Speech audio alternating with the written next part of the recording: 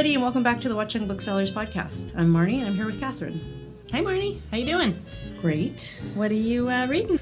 I am reading a bunch of books, starting and stopping, but one that I just started that I hope to keep on reading because it's already that good is Sally Rooney's latest book that's not out until late September, and it's called Intermezzo, and it's very good. Mm-hmm. And I'm going to pass it on to you when I'm done. All right. How about you? Cool. I am in the middle of reorganizing and painting my office, so I'm moving all my books around, and I found this gift from my mom from 1998, and it's The Bookshop by Penelope Fitzgerald. We had both read The Blue Flower because at the time when I was working at HarperCollins, Maurice Sendek's editor told us that The Blue Flower was his favorite book. So my mom and I both read it and loved it, and then she bought me The Bookshop, and somehow it ended up on my shelf, and I've never read it. So that's what I'm doing right now, and I thought it was kind of the perfect book to read for today's episode. Super cool. So we've been getting some inquiries about all of our amazing booksellers who actually make Watchung Booksellers so special. So we thought today we would bring you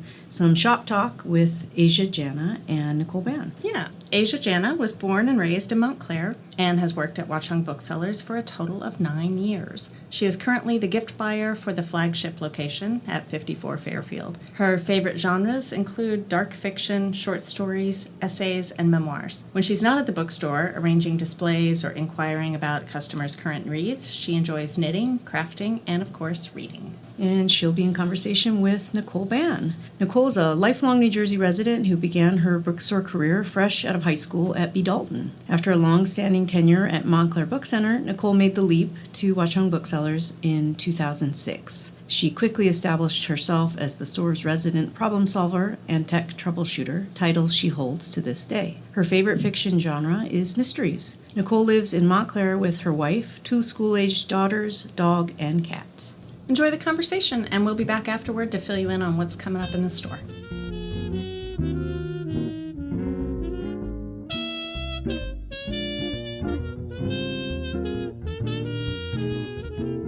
I'm Asia. I'm 26 years old, and I've been at Watchung Booksellers for about 9 years now. Hey there, this is Nicole. Unlike Asia, I'm not going to tell you my age, but I will say I've been a bookseller for 35 years. Long time. 35 years, long time.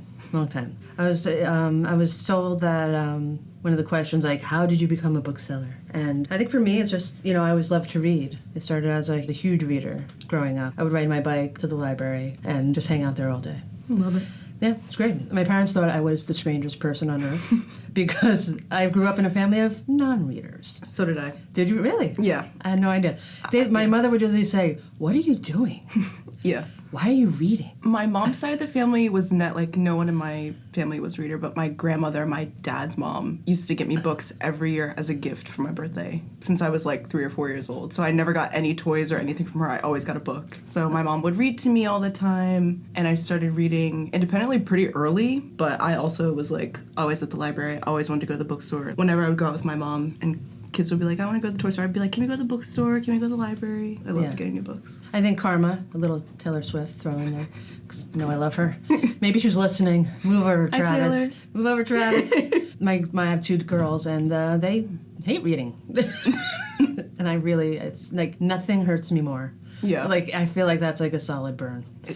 Solid burn. Solid. It's the worst thing that could have ever happened.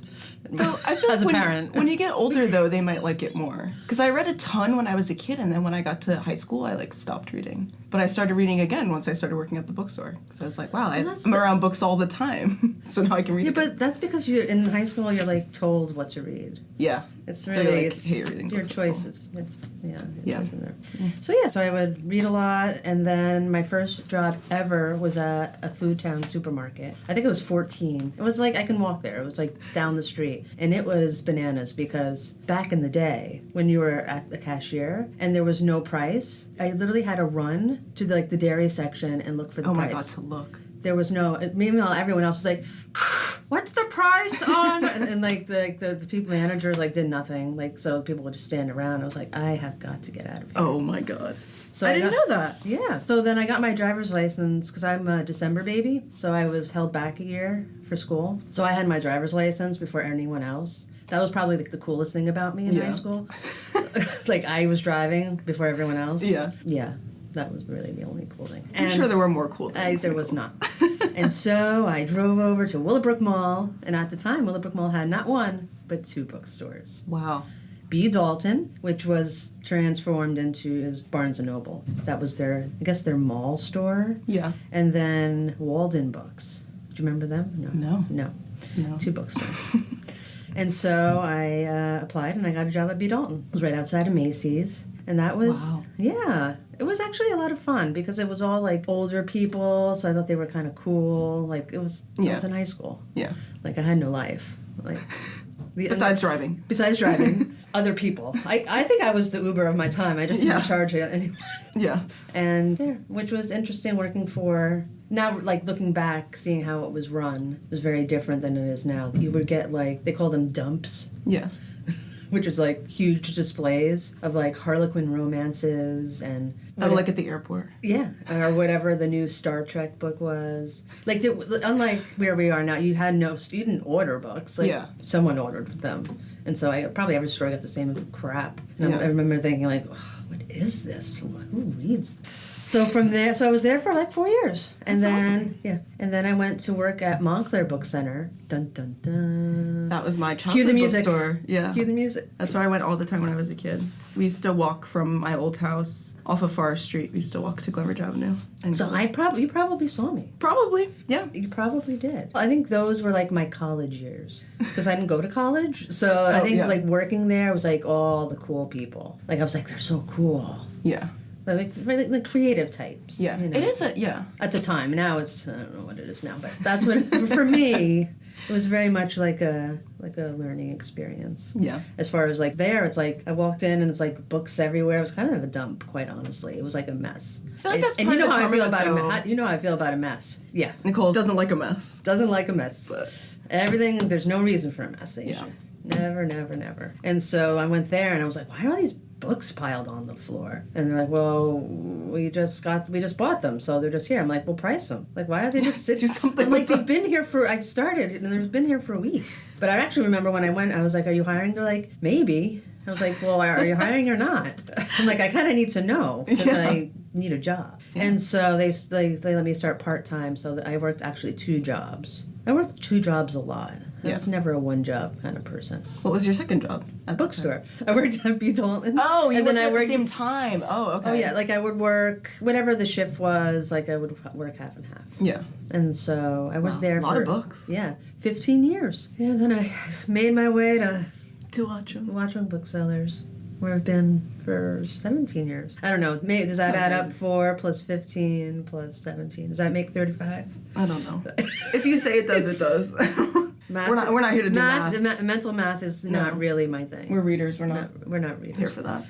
When did you started in high school? No, I started working when I was 17. It was the summer right before I graduated. So I graduated in 2016. At the bookstore, you started. Yeah. So you were one of our quote like high school students. I was one of the high schoolers. You want to know something? I don't remember you either. Yeah. Well, we never worked the same days.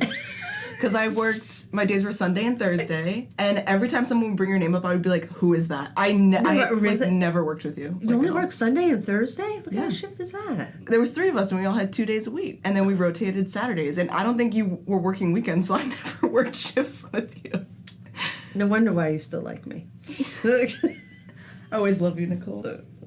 Yeah, I had never had a job before I worked at the bookstore. And so my best friend at the time in high school, his mom was trying to get him to get a job. And he was like, well, I really don't want to work this job, but you should apply to work at Watchung Booksellers. And I was like, sure. And because I had only gone to Montclair Book Center when I was a kid, I had only been at Watchung probably once before I started working there. I went once with my grandma during Christmas time. That was when the office was still in the back of the bookstore where I was. Gosh. So I'd only gone in once before that. And that was that when it was that? Yeah.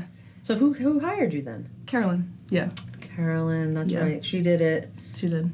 But Caroline hired me. I applied and I went in, and I don't think I knew what I was expecting, but I know after I was done the interview, I was like, oh my God, I really hope I get that job. I was like, I love it. I really hope I get it. And I remember Caroline called me during school, so I had to leave class to listen to my voicemail when she called me back and told me that I got the job, and I was very excited. So I started, my first event that was the first time I worked an event. It was a cookbook event that we did with 3 cookbook authors. It was pretty cool. Cookbook event? Yeah. And it was like really chaotic. There was a lot going on, and I didn't know what to expect, and it was all over the place. Was it all you thought it would be? I was like, wow, did Caroline love really, it. Did she paint what would she say? She's like, it's not just, I'm gonna set it straight here. We do not read all day. We do not sit and read all day. We don't do that. If that would be the dream job. Yeah, but it's a lot of work. We don't just sit and read books all day at the bookstore. We're actually working, guys. Oh, jeez. Yeah. So who did you work with then? Who was the other high school students? Because we always hire, between three? There were 3. This was the first year that we did 4, but it was always 3 of us. So it was me, Will Axelrod, and... Yeah, I remember Will. Yeah, and Margot Drucker, Little Margot. Little Margot. Yeah, I remember them very clearly. You, not so much. Yeah. I think they worked days with you. We always were 2 ships passing in the night. I never worked shifts with you. I think that's one of the nice things actually over the years is seeing these groups of teens heading out into the world right before they leave for somewhere, not always college, but yeah, go off somewhere. And I couldn't stay away. I came back. That's right. You did come back, didn't you? I did. I went to school for 2 years. I went to school in Connecticut, and I was back all my breaks. I was back. Winter break, over the summer, I came back and worked. And then in 2018, when I left school, I came back to the bookstore full-time. So I've been full-time since 2018. So that's what, 6 years now? Wow. Living the dream. Well, for a long time, it was the only job I ever had. And I was like, it's the best. What would you say is the best part of the job? Seeing Nicole. No. You know what? It's kind of hard because I know what my answer is. There's a lot of parts of the job that I like, but and Nicole knows this, I love looking at what's coming out. I love looking at new books before anybody else. I love seeing front lists, seeing what we got, what's going out. It's exciting for me. I love that. I think it's true of probably almost everyone at the store is it's not a love of reading. I mean, it is, but it's a love of books. Yeah. We love books. We love acquiring books. If it's free or how can you say no? Yeah. When something comes damaged, we can't return it to the publisher. So it's here's some free stuff and maybe I'll read it. Yeah. I have to, it's free. I have to take it. Well, that's, I'm the galley hoarder. So that's you what are we the do. galley. Yeah. I am. I'm the galley hoarder. Do you want to explain what a galley is? So a galley there's also another word for it. Is there? An ARC. I feel like a lot of people call it the ARC, the Advanced Reading Copy. That's more of what people, I feel like a lot more people say that than. Do they say ARC? Maybe galley is an old-timey phrase. Yeah, it's I don't know, maybe. I think saying galley is more fun. But it's a copy of a publication that we get before the book actually comes out. So we can read it. A lot of times booksellers read galleys so that we know what to say when the book comes out. We can sell it. There are opportunities for us to nominate books for indie awards, to get them in the little pamphlets that we put in the bags that everybody gets. Which we never do. I'm not going to say we. I don't think I've ever done it either. Because it's too time restrictive. Yeah.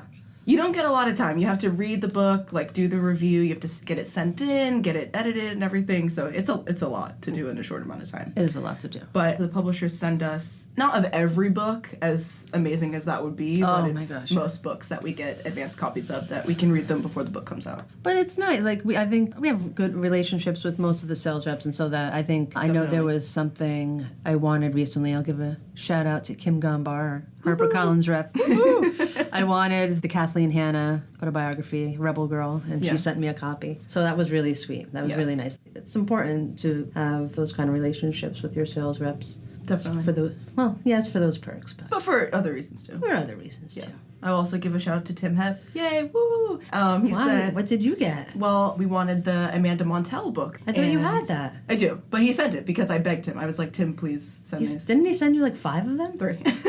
I have one too, so he must have sent me. Oh yeah. I think I don't know what I do with mine, but I think I think I hoard as many galleys. Yeah, but you actually read them. I don't really read mine.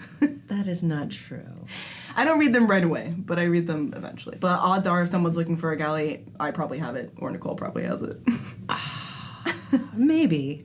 So if I do have a galley, what do I take? I take mostly mysteries. I love a good, dare I say, literary mystery. Only because, don't laugh at me, Asia. Well, there's some mysteries that are just a little bit too light, a little too fluff. That's fair.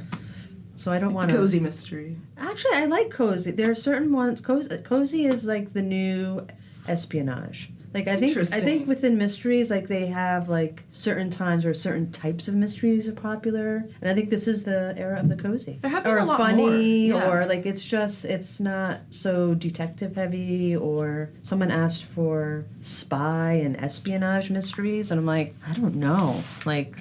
John le Carré. I mean, I know that... Yeah, That's exactly. all I got. I mean, I know who writes what, but there are no new authors writing that style. In fiction, I guess. Yeah. And cookbooks. I do recommend cookbooks. I don't use cookbooks at all, but I like them for inspiration. So I'll, like, glance through the cookbooks and so if I think recipe looks good. Like the soup book. Like the soup book. But I'm actually always amazed how many people buy cookbooks. They do. I feel like the really funny thing that we do is, like, the pass-along, where it's someone's asking about a section we don't know a lot about. It's like, well, I don't know anything about this, but Nicole knows so much about cookbooks. So when you're not there, I'm like, Nicole loves this one, buy this one. Everyone's like, okay. So you're like, yeah, mysteries too. Really? Like, what cookbook would you say? Like the one, like I the just want to make one sure that you're representing me. No, like the soup cookbook that you did for Friday Favorites that one time. Everybody was coming in looking for many moons ago. soup. Yeah. Or like if there's some that sometimes you'll put out on display and you're like, oh, I really like this one, or this one looks really good. Yeah. Then it's easy to spot a bad one. Is it easy to spot a bad one? Is it the cover? Well, the cover, the photographs, if they're all like grainy. Ugh. Yeah. If it's not in U.S. measurements. Oh. You think that makes a bad cookbook? Yeah, because who's going to be like, oh. They have to convert it to centimeter. No, like that. Or milliliter. Like, no one knows that. No one knows that. Yeah. Because you're gonna if you're using a cookbook because you want to make the recipe true to what it's supposed to be, then you're not gonna look that stuff up. Interesting. I don't use cookbooks either, so this is all helpful information to me. You also don't cook, Asia. I don't. Well, that's why I don't use them. So. Well, you always say, what do you read? Fiction. Fiction is such a broad, such a cop-out. I feel like I read the fiction that no one else wants to read. Like I read a lot of darker fiction. I definitely want to read that. So I read no one else wants to, but I want to. I love to read a story about an unhinged woman. That's my favorite narrative. Really? Unhinged? Yeah. Like, unlikable characters. In a sense, I really do like that because it keeps the story interesting, especially if you have to follow that character throughout the whole thing. It's just like one central person. I think it makes it interesting. But I thought you didn't like first person. I don't like first person point of view. And of course, what did I say to Asia when she said that? What do you mean? What's that? Yeah, I was like, what? She was like, what do you mean first person? I'm like, well. Also, I feel like a lot of mysteries though are in first person point of view. They are. Maybe at that's least the why ones I've read. Yeah. Maybe that's why I had no idea what you were talking. Yeah. Like that's what I read. Yeah. So I wouldn't know any other person. Yeah. Than the first person. No, I'm a very like third person omniscient. That's my favorite. Love that. Third person limited. Then who's telling the story? Like, how does that story begin? Well, that's the omniscient part. It's like an unnamed narrator is telling the story. So it's like from an outside perspective. So someone's recounting it. That's what I like. I read something that was like that recently, and I can't remember what it is. Yeah. I like that because it's interesting to see, like, what everyone is thinking. Usually with first person, you can't get that because... But what if there's multiple first people? Like multiple person point of view? I don't like that either. Really? Like a chapter, each person? Ugh.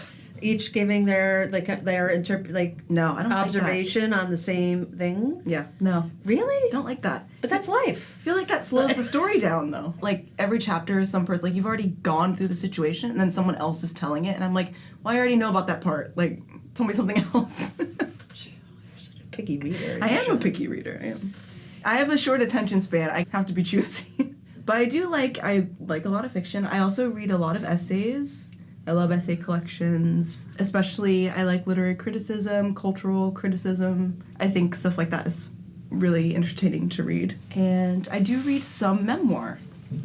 some memoir. But it has to be somebody interesting. Everyone is interesting. Let's just say everyone thinks they're interesting. Yeah. Sometimes Everyone thinks they're interesting. Yeah. I'm working on my memoir right now, actually. Well, can't wait for that. I just started it. Started at the bookstore. You're like, I just started it on this legal pad right now. That's right. On all these jotted notes. It's on my phone, actually. It's the best place to write, actually, is on your phone. It is. That's where Taylor Swift writes her songs. See? Another shout out. And look at where she is. I know, right? So, what else do we want to talk about? Do you want to talk about work now? Aren't we talking about what we work? actually do at the bookstore instead of reading all day? That people probably... What do we actually do at the bookstore? But it's like, okay, today's Monday. What do we do on Monday? Well, I'm not there on Monday. I know, exactly. I was... Sorry, I don't work on Monday. Sorry to the rest of the working world, I have Monday off. Well, Monday is ordering day, so any special customer orders that were taken over the weekend, everything that was sold gets reviewed and ordered. That's about it. Like, Monday's like a quiet day. Yeah. For sure. Monday is, I feel like the reset day of what For happens sure. over You the check weekend, all yeah. emails, anything that was kind of left over from Friday. Yeah. Calling publishers, yada, yada, yada. Then You know. Tuesday? Tuesday. It's new title Tuesday. Woo! And you're not there for that. So then I know. Asia has taken over displays. So, like, when we get new stuff in, I'm like, well, let me just move this. Yeah. Nicole puts them out. I put them out. And I come in the next day and go, looks great. Looks great. That is fun, though. You know, Yeah. just change things around. Tuesday, Wednesday. I mean, and then every day we get shipments. We Yeah. receive orders. I mean, Yeah. It's a lot of, I don't know what the right word to use for this is. Not necessarily tedious, but it's like, it's just not work that I feel like people come in and they're like, we like sit at the computer all day too. Like, that's what we do sometimes too. it is very computer heavy. Yes. Yeah. It's a lot of computer work. So you have to do all the ordering online. We do all the receiving in the computers. So when the books come in, we scan them in, make sure they go in the system. We put labels on them. We put them out. I love receiving. I think it's fun. So. You know what my favorite thing is? When someone walks in and they're usually a little embarrassed and they're like, I don't remember the title and I don't remember the author. Best challenge ever. I love that. Is like makes my day. It actually is the best challenge ever. That is best day ever. Like, Because I love that. the satisfaction you get when you actually get it right, or when sometimes they'll give you part of the title, or like they mix up a few words and you're like, well, did you mean this? They're like, yes, exactly. That's the I like when you have no information. That's like the best thing. At least it makes, you know. Or it's like, it was in the book review, Yeah, the Don't remember. detective work. blue cover. Book detectives. Yeah. So if you come into the bookstore next time, I'm putting it out there, pretend like you don't know any information about what you're looking for, and you will make our day a little bit more exciting. It is very exciting. Also That- because a lot of yeah. times it's like four of us doing it at the same time. Oh So yeah, it almost feels like a race. everyone jumps in Yeah. to like beat the clock. Yeah. And the other exciting thing is when we get in a box of galleys, or also known as arcs. The arcs. Everyone descends. Runs to the Yeah. galleys. It is like watching a pack of vultures go down on something. Oh yeah, when UPS comes and I'm dividing the boxes, like, you know, making sure each shipment is together, if there's a galley box, that's what I open first. Yeah. I'm like, what's that? Anything good? What's in there? I'll look through it. Yeah. Sometimes I kind of do it on the slide so I can pick out what's good first. That's why sometimes when I'm like, I'm looking for this Well, book, you're like, the one- oh, I have it. Well, miss, I take off Monday, Tuesday. Those are 2 prime days. What do you expect? I take off Thursday. Nothing happens on Thursday. But you get, I mean, what else? You do fun. You get to order gifts. That's fun. I do. I just recently started doing that. That is a very fun part of the job. Super fun. Which I is love when that also- stuff comes in. Yeah, when gifts come in, it's very exciting to see. They're called, technically, I guess they're called sidelines, but I don't really like to call them that because they're not off to the side. Nobody considers them sidelines. They're just as important. So it's everything. It's I guess everything the gift fun besides the implies you're books. giving it as a gift to someone. Yeah.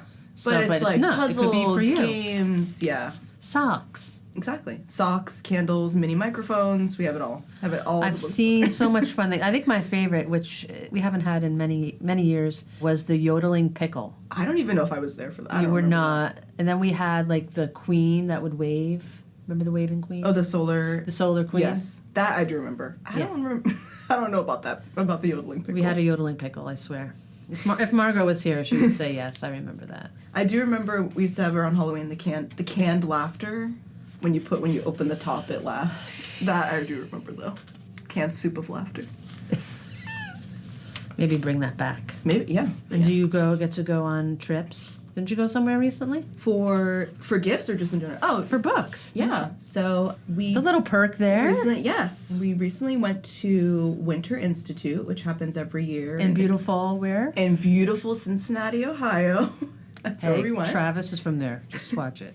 No, it's actually a really cute city. I've never been to Ohio before, so that was my first time going. But it was really, really fun. You get to learn a lot about the ins and outs of bookselling, of buying, selling, some more administrative stuff like spreadsheets, finances, budgeting, all that. They're jam-packed days of information about books. And it's really cool. You get to sit in large rooms with a bunch of other booksellers. And Don't you get free books people that too? are just like you. Don't you get free books too? Yes, there's a galley room. Oh, an entire man. room, conference room.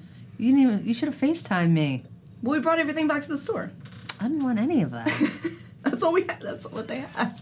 No, you got good stuff. You keep the good stuff for yourself. I know you. Yeah. What is Cincinnati known for? Do you know? Did they say? I don't know, but one of our customers who has been to Cincinnati many times said that it's famous for skyline chili, but we did not get an opportunity to have skyline chili, so we missed that. If that's what Ohio's known for, we missed it. Yeah. Yeah, I think that's another, like, the customers make it, the conversations we have. Yes. It makes the job feel special. I think that's probably one of my top favorite things about. Yeah, because they feel like, Work I mean, they know you ethics, to a certain extent. Yeah. Just the good things about you. Well, unless you choose to tell them something bad. Like, they always ask about my kids, like, how are Yeah. they doing? And so, yeah. Like, sometimes people call and wish us happy birthday. It's very sweet. And I even got a great quote today from a customer. I wrote it down because I told her I would. Okay. She said, "What other people think of me is none of my business." That is a great quote. Isn't that a good? Patty Strom. Oh, yes, perfect.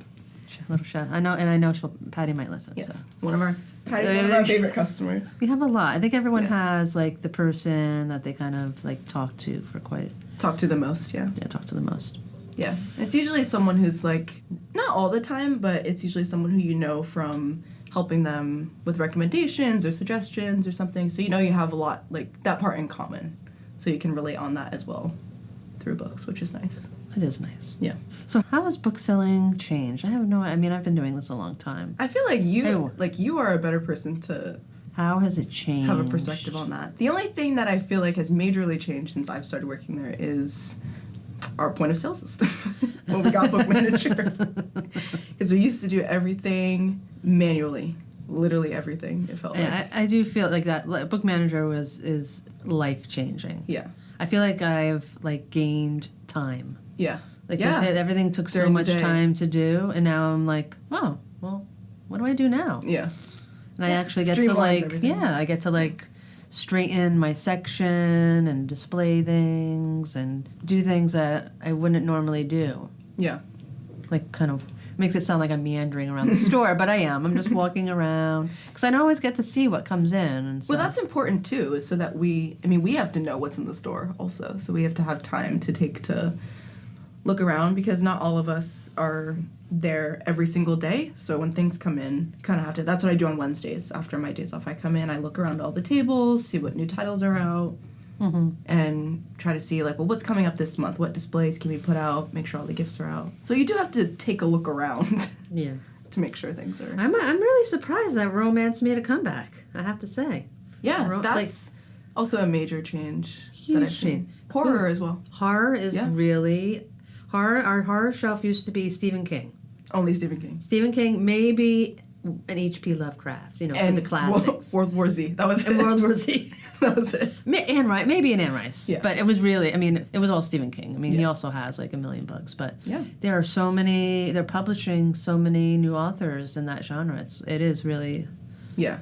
It's very interesting to see that section grow and also to have a romance section now, Again, which we didn't use. Well, we did, actually. We did. We That was did. what we did. That was, like, huge. I'm trying to think. I think what we called romance at the time, Yeah. now would just be considered fiction. Just fiction, yeah. Like Ellen Hildebrand or Like Danielle Steele. or Kristen Hanna. We have to get the Danielle still because there's the one person, one customer that always buys it. So you have to. Yeah. Just like you have to get James Patterson. But I'm trying to think, what was the book that made romance? Was it Colleen Hoover? Do I dare say her name? Yeah, actually. Colleen Hoover started getting really popular. Like, that was why it was almost like, that was like our new horror section. It was like, our romance was only Colleen Hoover instead of it just being Stephen King. But we didn't even call it romance. What did we call new adult? New adult. That was new adult.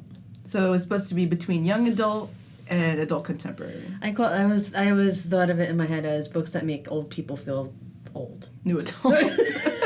Books that make old people feel old. We should make a section that's called that. That would be kind of amazing. Would it be? Yeah. So Colleen, so yeah, there's that romance. Yeah.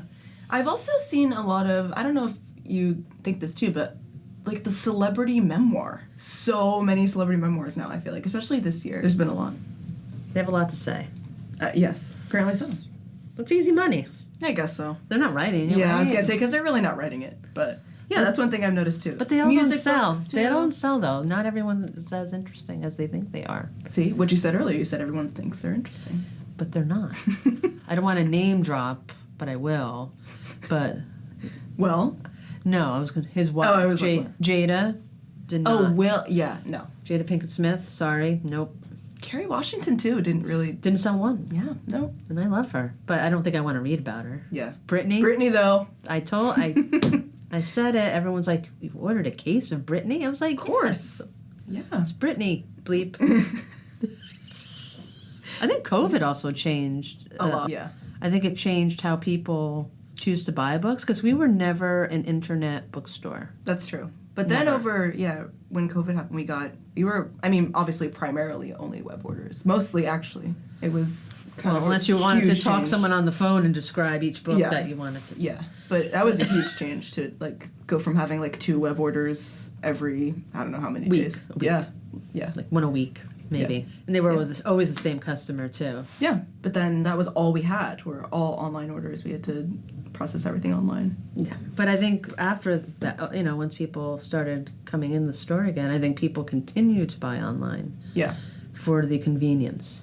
I mean, there's still, obviously, like, I feel like everybody, not maybe prefers, but I think a lot of people like to come in and talk to us and see what's there and, like, come in to buy their books, not order them online. I've also noticing a lot of younger folk. Yeah. Where did they come from? Because Montclair State's been there quite a while, so I don't know where they're deciding. I don't know if they're reading more. Yeah. Well, I think also the internet has a lot of influence on, like, reading is cool again. Let's read. Yeah, I still don't know what book talk is. Oh, that's like a whole other episode for the podcast. But I think that has a really big influence too, especially books that have been out for a long time. Like The Nightingale actually has had a huge spike, the Kristen Hanna Really? book. Yeah, because someone online was like, this is the best book I've ever read. But who is this someone, and why do people care? I don't know. Now, is this like TikTok, like it's just someone? Yeah, it could be anyone. A lot of people have built like a huge following off of book reviews, what they think about certain authors, genres. Like, I feel like genre fiction has blown up a lot. So, like, I mean, there's always been a huge sci-fi fantasy following, but there's a lot more fantasy. Romantasy, it's called now. Like, all the... That's right. Yeah. What is that again? Oh, romance fantasy. Yeah. So that's Sarah, a big thing. who, Sarah like Sarah Moss. J. Maas, Fourth Wing, all those. Yeah. So that's, like, also a huge development, too. A lot more people are reading fantasy, it feels like. I think in a way it's really cool. It's like a lot of influence where a lot of books that maybe haven't been so popular over the years are getting more attention. I notice how we're not talking about non-fiction. For me, non-fiction is like either you want to learn about something or you don't. Nope, I said essays and memoir. I put my bid in. Oh, please. That's the only nonfiction I read. Sorry to our nonfiction audience. I Well, I agree. I think feel like you read it because you want to learn something. Yeah, Which is very either you have an interest in World War II or you don't. Yeah, or any, like, narrative history, anything like that. Social issues, politics, all those sections. But what are you reading now, Nicole? What am I reading right now? No, I just finished Knife River, It was really, really well done. Can't remember the other one. I actually keep a list on my phone, Asia, for the feeble-minded. So do I. What are you reading right now? I can't remember. I am reading right now an essay collection by Morgan Parker, who is a poet, and I love all of her poetry, so I decided to read her essays. It's just recently out, just came out the end of March. It's called You Get What You Pay For, so I love the title. It's a very interesting book. I'm really enjoying reading it. It's a lot about growing up as a black woman in America, so it's very relatable to me, but it's very good. Favorite book? Do you have a favorite book? I hate that question. What's your favorite book? Do I have a favorite book? Every time I tell people my favorite book, I always get laughed at, so I don't know if I want to say. You must have told me. We've had these questions. Maybe. I mean, we've joked about like what our memoir title of our book would be and stuff like that. So. Well, I have to say my favorite book that I read is a kid's book because that was The Lightning Thief is my favorite book. Really? Yes. Every time someone asks me that, that's always the book I say is The Lightning Thief by Rick Riordan. I was obsessed with that series when I was in middle school. And so I still have all my original copies. They're all beaten and battered. Like, the third book is missing the cover. Like, I've reread them so many times. I do like the original covers. But. Yeah. And what's your favorite book? I don't have a favorite book. Oh, come on. That's I don't. Such a cop-out. I really don't. I can't. Because then it's all cliche, like, oh, it's To Kill a Mockingbird. Well, what is a book that you really like that you're like, oh, I think everyone should read this? Actually, it's the one that you recommended was Pew. I think Pew. I think by Kathryn Lacey is something. Fantastic book. Yeah, fantastic. I think everyone should read that. So it really makes you think. It's very well written, and it's just like a bite-sized little book. It is. It's not super long. It's not, but it's impactful for sure. Definitely. So I tend to like those. I really loved Tom Lake, the Ann Patchett recently, even though Ann Patchett fans were like not happy with it. But I did hear that. Yeah. I thought the idea of a mother reflecting on her life, to her two adult daughters, that could be me someday. Could. Except my life is 35 years of bookselling. Still something to reflect on. So. Yes. Yeah. I mean, but I think we all kind of circle through our, not like a top 10, but it's like everyone, it's almost like your mental staff picks. Like, these are like the 8 or 9 books I'm always recommending. Well, that's why we have the staff pick display. We do, yeah. It's important because then people really get a feel for what you like. Yeah, you really champion for that. I've been fighting for staff picks for a long time. And it now exists. And now that we have the room for it, there it is. Okay, it's fine. Here to stay. Here to stay. On to the next book. Always on to the next book. Too many books, too little time. Is that a saying? No, so many books. So many books, so little time? No, I always feel like I have to read what's coming out. I know. It is a lot of pressure being a bookseller. A lot of people don't understand that. Well, everyone expects you to have read everything. Yes. So, we can only read so fast, everyone. Well, we hope you enjoyed us yammering on. Yapping. Is yammering not a phrase, Adrian? Yeah. I like the word yap. Okay. Thanks, Asia and Nicole. We don't know what we'd do without you. And listeners, you can find all of the books they mention in our show notes and at watchungbooksellers.com. Or just drop by and they'll recommend a great selection of books for you in person. On the grown-up event side, we are taking August off to rest and gear up for our fall programming. But the kids' room is as busy as ever with Sunday afternoon author story times, including this week's visit from best-selling author Dan Yaccarino, reading from his newest book, The Luna Sisters and Their Amazing Lunafish. And be sure to join the fun in the search for Waldo all throughout Watchung Plaza. The game continues through July, and we'll be having a Waldo and one-year birthday party in the kids' room on July 31st at 4:30. Don't forget to register for the Montclair Public Library Foundation's send-off karaoke party for Janet Torsney on July 25th at Tierney's Tavern here in Montclair. You can find out more about all of our upcoming events in our newsletter, show notes, and at watchungbooksellers.com. Recording and editing at Silverstream Studio in Montclair, New Jersey. Special thanks to Timmy Kelleny, Bree Testa, and Derek Mathias. Original music is composed and performed by Violet Mujica. Art and design by Evelyn Moulton, and research and show notes by Caroline Shurtleff. Thanks to all the staff at Watchung Booksellers and the Kids Room for their hard work and love of books. And thank you for listening.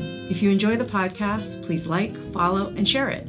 You can follow us on social media at Watchung Booksellers. And if you have any questions, you can reach out to wbpodcast@watchungbooksellers.com. We'll see you next week. Until then, for the love of books, keep reading.